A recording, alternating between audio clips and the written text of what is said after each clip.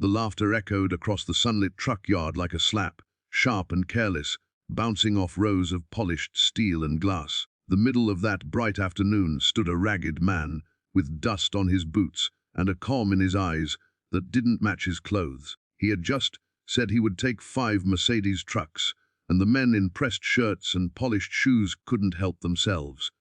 They laughed because it felt safe to laugh, because the world had taught them that appearances tell the whole story.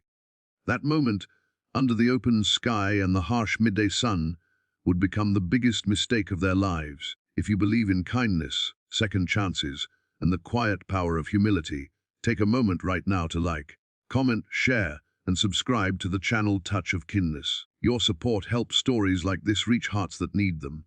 The man's name was Arvid Cole, and not long ago, he had been someone else entirely. Once he had managed routes, balanced ledgers, and dreamed of building something honest that would outlast him. Then came a chain of small disasters that grew into a storm, a partner's betrayal, a fire that erased records and savings, and months spent choosing between pride and survival. Pride lost. Arvid learned what it meant to sleep lightly, to count coins carefully, to walk into places where people looked past him as if he were part of the scenery. Yet even then, he carried something that couldn't be burned or stolen, a quiet certainty that work done right always finds its way back. That day, he had walked into the Mercedes dealership because it was where the trucks were, because he thought he belonged. The glass reflected a thinner version of himself, sun-worn and tired, but his steps were steady.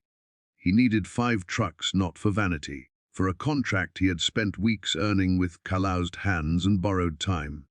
The contract was real, the numbers were solid, and the work would keep dozens of drivers employed, beg or boast. He simply stated what he needed. The sales floor glittered with daylight pouring through high windows. Sales manager Corvin Hale watched from a distance, ready, convinced of the ending. Arvid felt the laughter before he heard it, a ripple that said he had crossed an invisible line. Still he waited. Waiting had become something he did well. When the laughter faded, he asked for the paperwork. The request landed like a stone in still water. Corvin waved him away, assuming the story would end there, but it didn't. Arvid reached into his worn jacket and laid out documents that had been folded and unfolded 100 times. There were permits, contracts, and bank letters that smelled faintly of ink and sweat. The afternoon sun illuminated signatures and seals, and the room grew quieter with each page turned. The laughter drained away, replaced by the sound of breath held too long. Arvid didn't gloat. He didn't smile. He just stood there, letting truth do what it does best. The challenge wasn't over. The dealership demanded verification, delays, and extra scrutiny, all delivered with thin politeness. Arvid waited again, hands resting on the counter. Steady. Outside, the day carried on, traffic flowing, shadows shifting. When confirmation finally came, it arrived with a weight that bent the room. 5 trucks, approved, paid, and scheduled for immediate delivery. The men who had laughed stood still, faces flushed by the same sun that now seemed too bright. By late afternoon, the trucks were lined up, engines humming softly, paint gleaming like promises. Arvid walked past them slowly, touching each hood as if greeting old friends. Drivers he had hired stood nearby, some watching with disbelief, others with quiet pride.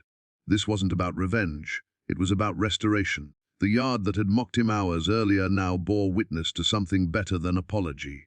As Arvid signed the final papers, he asked for one small thing. He requested that a portion of the dealership's next training session be dedicated to respect, not as punishment, but as practice.